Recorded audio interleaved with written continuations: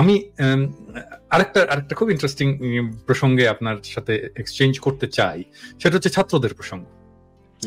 দেখেন, ছাত্রদের মধ্যে আমি খুব মেটিকুলাসলি ওদের কথাবার্তাগুলো শুনি। হ্যাঁ, যেমন কিছুদিন আগে আমি হাসনাতের কথাবার্তা শুনি, ভেরি ব্রাইট ছেলে, কিন্তু খুব ব্রাইট ছেলে, ওর কথাবার্তাগুলো খুব শার্প, খুবই মেটিকুলাস এবং মাপা। সার্জিসের কথাও ও বিতর্ক করতো ন্যাচারালি। আমি প্রথমে ভাবতাম যে যেহেতু বিতর্ক করে ভালো বলে, কিন্তু সার্জিস হাসনাত তো বিতর্ক করা ছেলে না, কিন্তু চিন্তাটা মানে এই যে ক্ল্যারিটি, এটা আসে কিন্তু চিন্তাটা, পরিষ্কার চিন্তা থেকে এটা আসে।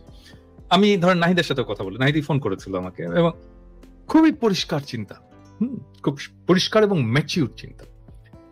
কিন্তু দেখেন, এই যে বিপ্লবটা হলো ছাত্রদের, মানে তারা তো এটা স্পিয়ার হেড করলো এবং সামনে থেকে, তারপরে তারা জাতিটাকে ঐক্যবদ্ধ রাখতে পারলো না কেন?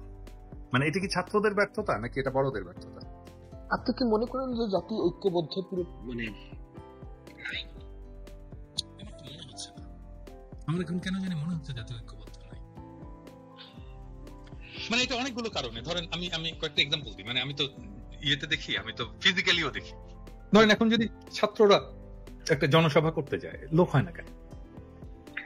ওটা হবে ছাত্রদের নেতারা যদি শিক্ষা প্রতিষ্ঠানে মিটিং করতে যায়, সেখানে তাদেরকে বের করে দেওয়া হচ্ছে কেন? তারপর ধরেন এই যে ফেনীতে যে বন্যা হলো, সারা দেশের মানুষ, ঢাকার মানুষ একদম ভেঙে পড়লো টিএসসি তে সাহায্য নিয়ে। একই ধরনের বন্যা কিন্তু উত্তরবঙ্গে হচ্ছে, কেন আসছে না মানুষ? ওই ঐক্যের সূত্রটা কি কোথাও ভেঙে গেছে? এবং এই ভাঙাতে কি ছাত্রদের আসলে কোনো দায় আছে নাকি বড়দের কোনো দায় আছে? না, আমি মনে করি যে মানে আমরা নরমালসের দিকে যাওয়ার চেষ্টা করছি। হ্যাঁ, আমরা যেটা জুলাই আগস্ট, এটা একটা ঐতিহাসিক মুহূর্ত, এটা আর কখনোই বাংলাদেশে হবে না। কখনোই হবে না এটা বলাটা ঠিক না, মানে এটা হয়তো সহসা হবে না এটা বলা যায়। হ্যাঁ, আমাদের জীবদ্দশায় নাও হতে পারে, হ্যাঁ, কিন্তু এটা হয়তো সহসা হবে না। বিপ্লবী মুহূর্ত তো আসলে শতাব্দীতে আসে একবার। You right. মানে আমার কথার স্পিরিটটা হচ্ছে যে এটা একটা once in a lifetime ধরনের ঘটনা। এখন ওই ইউফোরিয়া বেশি দিন থাকবে না, আই আন্ডারস্ট্যান্ড ইট। এবং নর্মালসিতে মানুষ যখন আসবে, তখন মানুষের এক্সপেকটেশন আপনি ম্যাচ করবেন রিয়ালিটির সাথে, তখন মানুষের এক্সপেকটেশন কমবে এবং ছাত্রদের প্রতি যে ভালোবাসা সেটাও কমবে। That's fine.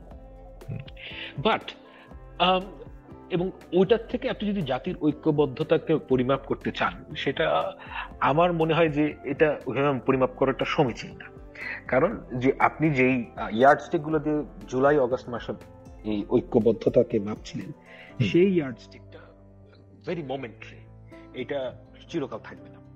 এখন ছাত্রদের কি এখানে দায়ভার আছে কিনা? দেখেন, রিয়ালিটি যখন হিট করবে, যেটা এখন রিয়ালিটি, সেটা হচ্ছে কি বাংলাদেশের ল এন্ড অর্ডার বলতে কিছু নাই বলবো না, আমি বলছি ল এন্ড অর্ডার অবস্থা খুব খারাপ।